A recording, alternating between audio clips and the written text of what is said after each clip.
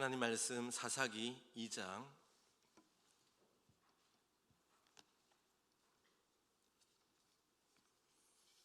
사사기 2장 1절에서 5절까지만 교독하겠습니다.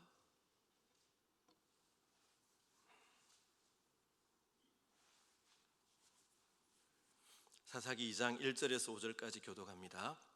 여호와의 사자가 길갈에서부터 보김으로 올라와 말하되 내가 너희를 애굽에서 올라오게 하여 내가 너희의 조상들에게 맹세한 땅으로 들어가게 하였으며 또 내가 이르기를 내가 너희와 함께한 언약을 영원히 어기지 아니하리니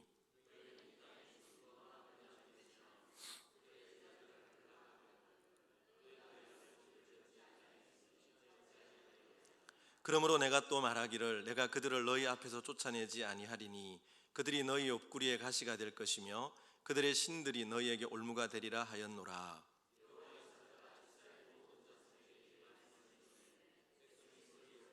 다 같이 그러므로 그곳을 이름하여 보김이라 하고 그들이 거기서 여호와께 제사를 드렸더라. 아멘.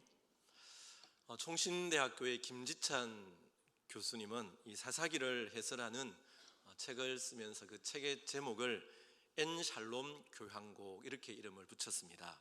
이 엔이라는 말은 없다라는, 노라는 이런 의미를 가지고 있습니다. 엔샬롬 이러면 샬롬이 없다, 평강이 없다, 그런 시대가 바로 사사기 시대라는 것입니다. 가나안 땅은 하나님이 약속하신 약속의 땅, 또 젖과 꿀이 흐르는 하나님의 은혜와 복을 누리는 평강의 땅입니다. 그런데 이스라엘 백성들이 그 샬롬의 땅에 들어왔지만 그곳에서의 삶은 엔샬롬, 샬롬이 없는 그런 시대가 바로 사사기의 시대라는 거죠. 그러면 이스라엘 백성들이 이 샬롬의 땅에서 샬롬을 누리지 못하는 이유가 무엇인가? 여기에 대해서 이 교수님은 사사시대에 하나님이 주신 사명을 감당하지 못했기 때문이다, 이렇게 요약을 합니다.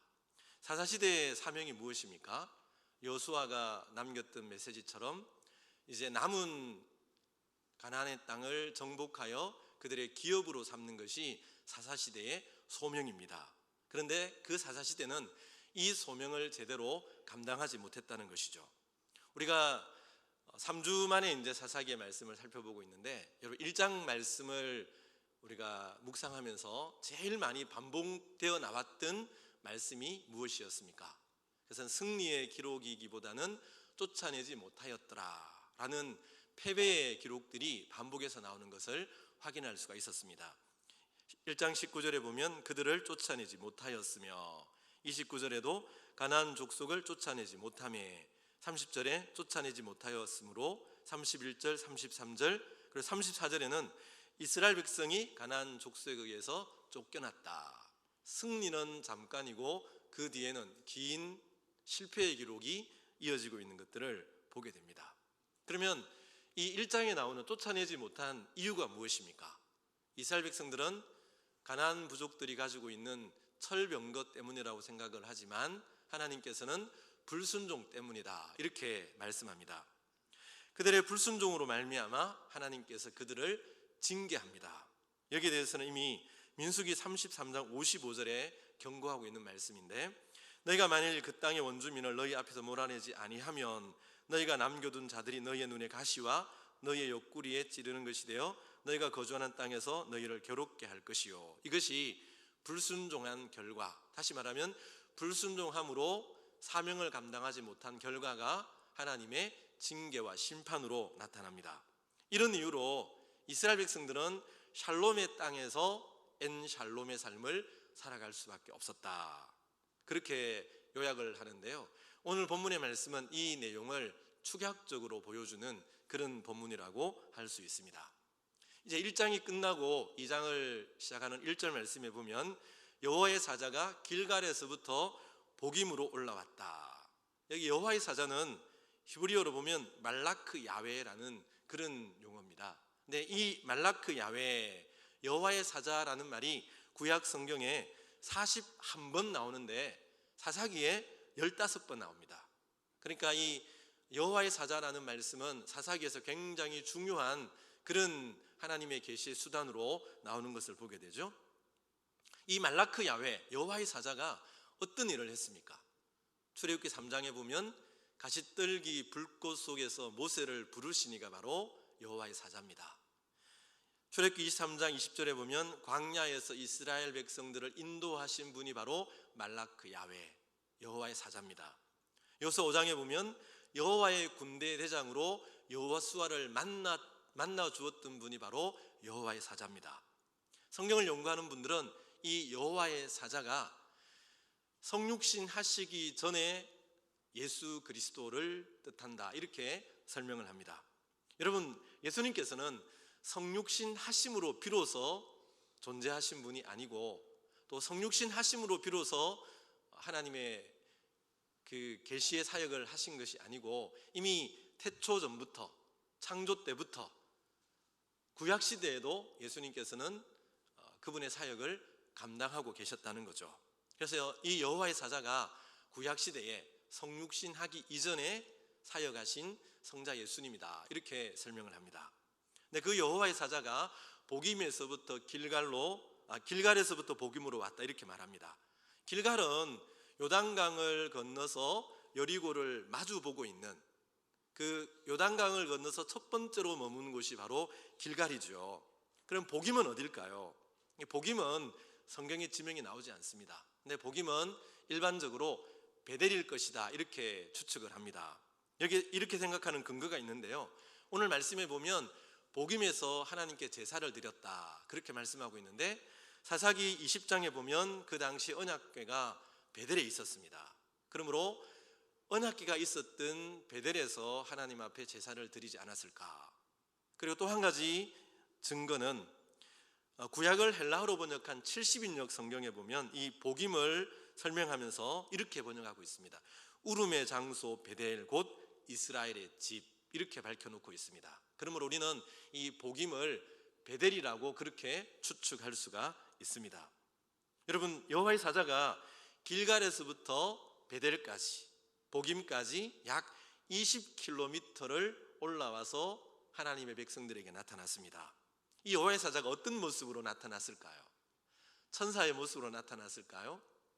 불꽃 같은 모습으로 나타났을까요? 군대 장관의 모습으로 나타났을까요?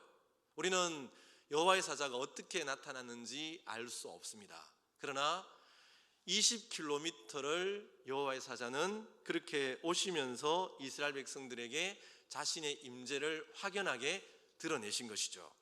그리고 이 복임에 많은 이스라엘 백성들이 모였습니다. 그리고 이 여호와의 사자가 어떤 메시지를 말씀하십니까? 그게 바로 2절 말씀이에요. 너희는 이 땅의 주민과 언약을 맺지 말며 그들의 제단들을 헐라하였거늘 너희가 내 목소리를 듣지 아니하였으니 어찌하여 그리하였느냐. 바로 1장에 나오는 이스라엘 백성들의 실패의 원인이 여호와의 목소리를 듣지 않았기 때문이다, 불순종 때문이다, 그렇게 책망하고 있습니다. 하나님의 목소리를 듣지 않은 것, 하나님의 말씀을 불순종한 것, 이것이 사사기 1장에 나오는 실패의 이유고 샬롬의 땅에서 엔샬롬을 경험할 수밖에 없는 이유다, 이렇게 말씀하고 있습니다. 하나님의 명령이 무엇입니까? 이 땅의 주민과 언약을 맺지 말며 그들의 제단을 헐라, 이것이 하나님의 명령입니다. 그런데 이스라엘 백성들은 가나안 땅에서 이 명령을 순종하지 않았다는 거죠. 왜 순종하지 않았을까요? 가나안 백성들이 가진 철병거 때문에 불순종한 것일까요? 이스라엘 백성들은 그렇게 생각했지만 그 이스라엘 백성들의 마음을 감찰하시는 여호와의 사자는 철병거 때문이 아니라 너희들이 가나안의 삶, 가나안의 문화, 가나안의 종교가 좋아 보였기 때문이다, 너희들의 욕심 때문에 불순종하게 된 것이다, 이렇게 책망하고 있는 것입니다. 여러분, 그들은 버려야 할 가나안의 문화에 끌려서 가나안의 신들을 하나님과 함께 섬겼고 가나안의 종교 문화를 따라갔고 가나안 백성들과 연합하게 된 겁니다. 이것이 1장에 반복적으로 나오는 실패의 이유입니다. 그들의 불신앙, 불순종이 문제였던 것이죠. 이 불순종의 결과가 무엇입니까? 3절에 보면 그러므로 내가 또 말하기를 내가 그들을 너희 앞에서 쫓아내지 아니하리니 그들이 너희 옆구리에 가시가 될 것이며 그들의 신들이 너희에게 올무가 되리라 하였노라. 민수기에서 경고했던 그 말씀이 여호와의 사자를 통해서 이 시대에 이루어지는 이런 안타까운 모습을 보게 되는 거예요. 하나님께서 앞서 가셔서 가나안의 거민들을 쫓아내시겠다고 약속하셨는데 하나님께서는 그 일을 하지 않으시겠다는 거죠. 하나님께서 파업을 하신다는 뜻이에요. 그러면 가나안 거민들이 그곳에 남아서 너희의 옆구리에 가시가 되고 그들은 너희를 멸망시키는 올무가 될 것이다. 하나님의 징계와 심판과 진노가 임한 것이죠. 그러니 이스라엘 백성들이 샬롬의 땅에 있지만 샬롬을 누리지 못하고 엔샬롬의 비극의 시대를 살아가게 되는 것입니다. 여러분, 오늘 우리가 사사기 처음 강론을 할 때 말씀을 드린 것처럼 어쩌면 이 사사기의 메시지는 오늘 21세기를 살아가는 우리 한국 그리스도인들에게 던져주는 아주 중요한 하나님의 말씀일 수 있습니다. 우리가 예수를 믿는다 하면서 평화의 땅인 교회 안에 있으면서 왜 교회의 평화를 누리지 못하고 하나님 주시는 임재의 은혜와 복을 누리지 못하는 것일까요? 다른 이유가 아니에요. 우리 안에 세상을 향한 욕망과 세상을 사랑하는 마음과 세상 문화에 대한 끌림이 있기 때문에, 그것 때문에 내가 말씀에 불순종하고 하나님을 온전히 믿지 못하기 때문에 그렇습니다. 이게 사사기가 오늘 우리에게 들려주는 핵심적인 메시지예요. 이 책망을 들은 이스라엘 백성들이 어떻게 반응합니까? 4절 5절에 여호와의 사자가 이스라엘 모든 자손에게 이 말씀을 이르매 백성이 소리를 높이 운지라. 그러므로 그것을 이름하여 복임이라 하고 그들이 거기서 여호와께 제사를 드렸더라. 소리를 높이 울었다는 말은 대성통곡했다는 뜻입니다. 그래서 그곳 이름을 복임이라 했다. 이 복임의 뜻이 무엇입니까? 우는 자들이라는 뜻이에요. 얼마나 이스라엘 백성들이 소리를 높이 울었으면 그 지명의 별명이 복임, 우는 자들이 되었겠습니까? 그렇게 울면서 그들은 그곳에서 하나님 앞에 제사를 드렸다, 이렇게 말씀하고 있죠. 우리는 이 본문을 읽으면서 이스라엘 백성들이 여호와의 사자의 책망을 듣고 울면서 회개하고 하나님 앞에 회개 제사를 드렸구나, 이렇게 쉽게 결론을 내릴 수 있고 그렇게 이 본문을 해석하는 목사님들도 계십니다. 그런데 이 본문을 가만히 보세요. 이어지는 다음 본문을 가만히 읽어보면 과연 이 눈물이 회개의 눈물일까요? 이 예배가 회개의 예배일까요? 안타깝게도 저는 그렇지 않다라고 생각합니다. 여러분, 부모가 회초리를 들고 자녀를 때리려고 할 때 어떤 자녀들은 자기의 죄를 깨닫기도 전에, 자기의 죄를 뉘우치기도 전에 부모의 손에 들려진 회초리를 보고 소리 높여 울면서 매달리는 그런 자녀가 있습니다. 그런데 그 순간이 지나간 다음에는 아무런 행동의 변화가 일어나지 않는 거예요. 여러분, 그런 아이가 정말 부모의 마음을 안 것일까요? 그 행동을 뉘우친 것일까요? 그렇지 않죠. 지금 이스라엘 백성들의 모습이 그와 같다는 것입니다. 하나님의 징계의 말씀에 두려워하여 그들은 대성통곡하고 제사를 드렸지만 그것은 참된 회개의 눈물이 아니라 심판에 대한 두려움 때문에 흘린 눈물이었고 그저 형식적으로 드린 예배였음이 이어지는 본문을 통해서 우리는 확인할 수가 있게 되는 것입니다. 여러분, 참된 회개는 반드시 마음의 변화와 함께 삶의 변화로 나타나야 됩니다. 아무리 우리가 눈물을 흘리며 울고 불고 해도 죄에서 떠나지 않는다면, 삶의 변화가 일어나지 않는다면 우리는 그것을 진정한 변화, 진정한 회개라고 할 수는 없는 것입니다. 오늘 우리도 복음에서 살아갈 때가 참 많아요. 복음에서 울면서 우리는 진짜 회개했다고 착각할 때도 참 많습니다.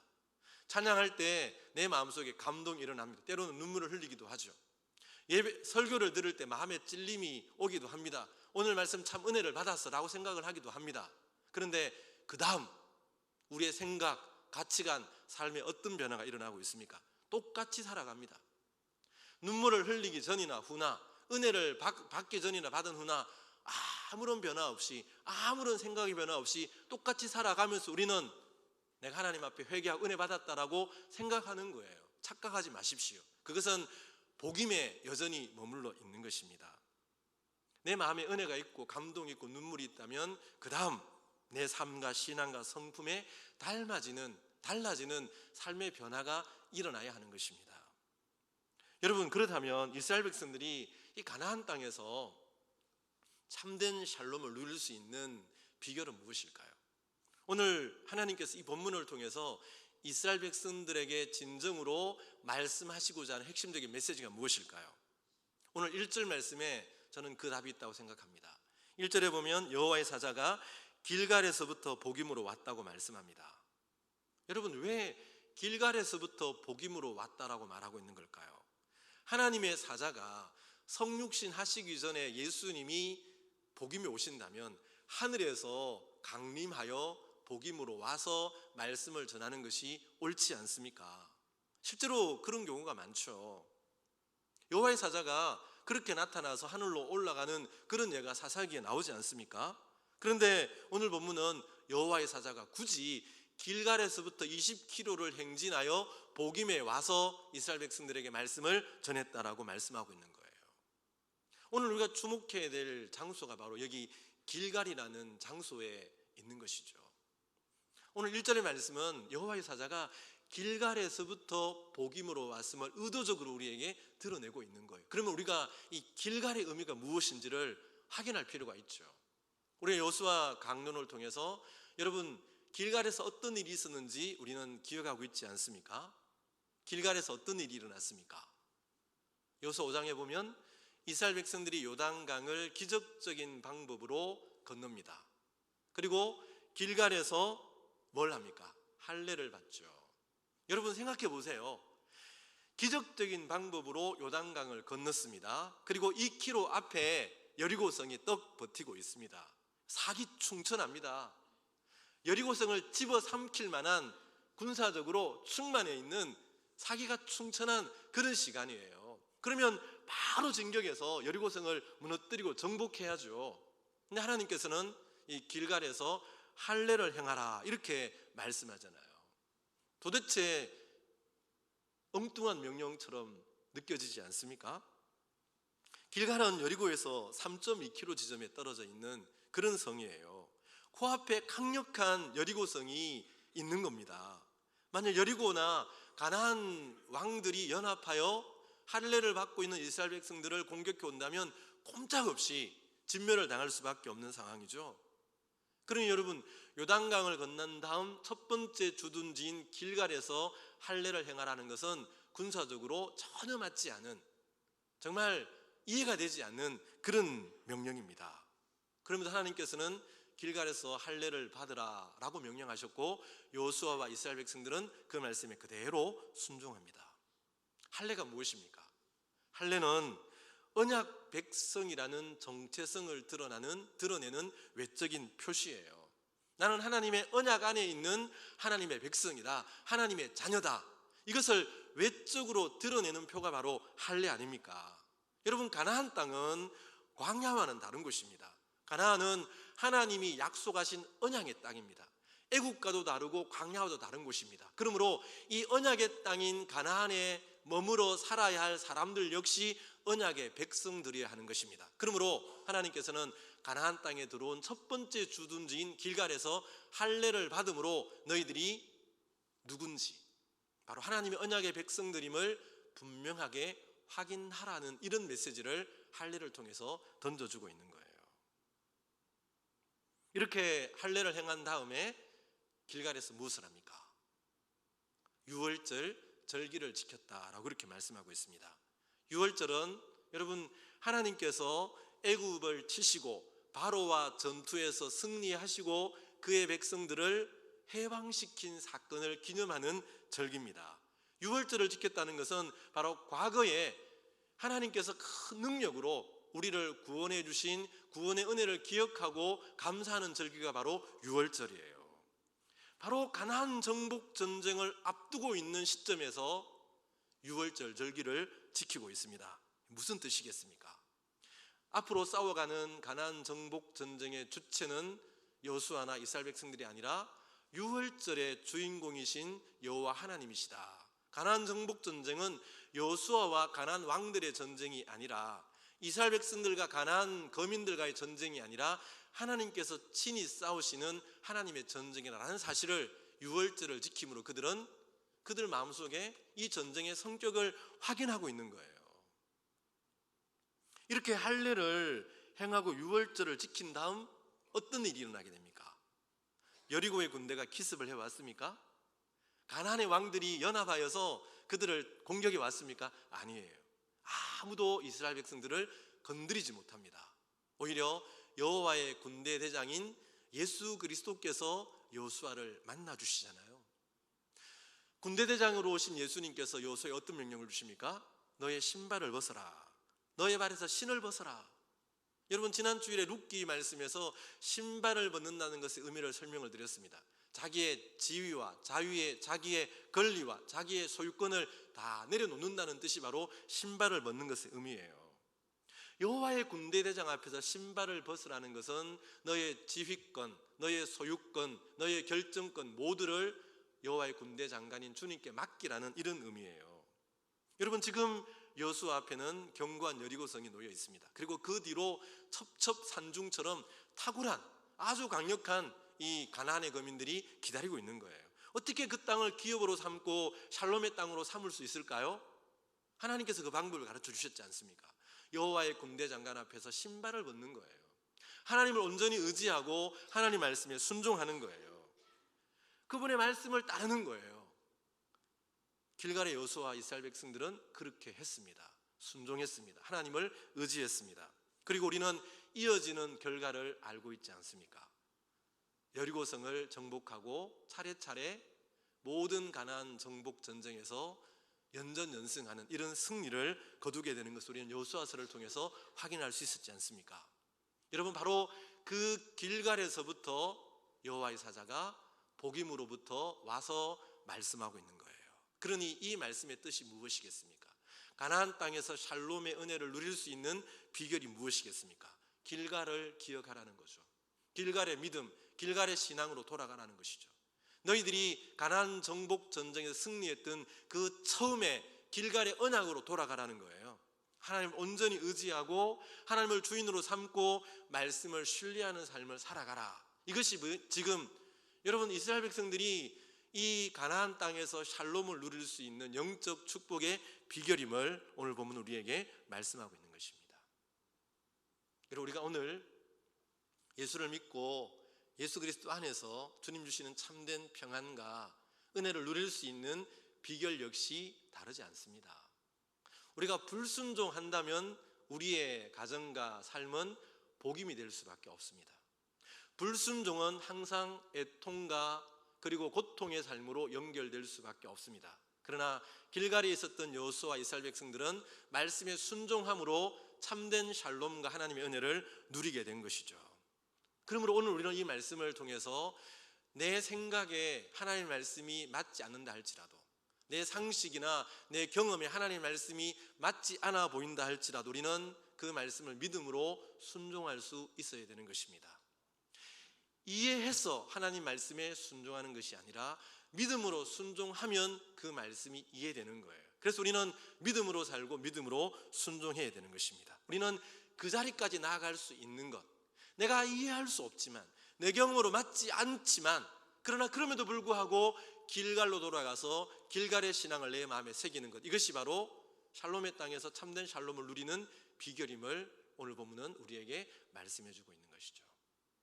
철로역정을 쓴 존 번연이 이런 말을 했다고 합니다. 10%만 하나님 말씀에 순종하는 사람은 10% 행복을 누리고 50%에 순종하는 사람은 50% 행복을 누리고 100% 순종하는 사람은 100%의 행복을 누리게 된다. 그런 말을 했다고 하네요.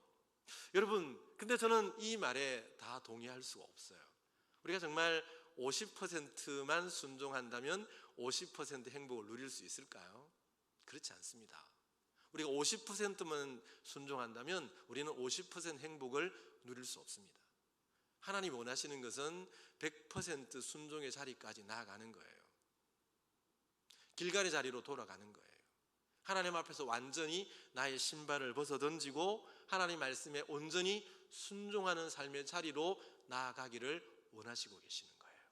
100% 순종할 때 100%의 샬롬과 100%의 은혜와 100%의 행복을 누릴 수 있는 것이죠.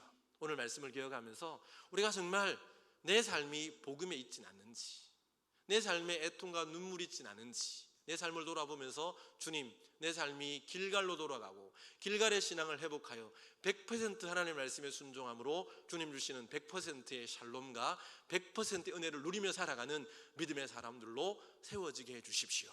이런 은혜와 복을 누리는 저와 여러분 모두가 될 수 있기를 주님의 이름으로 축복합니다. 아멘.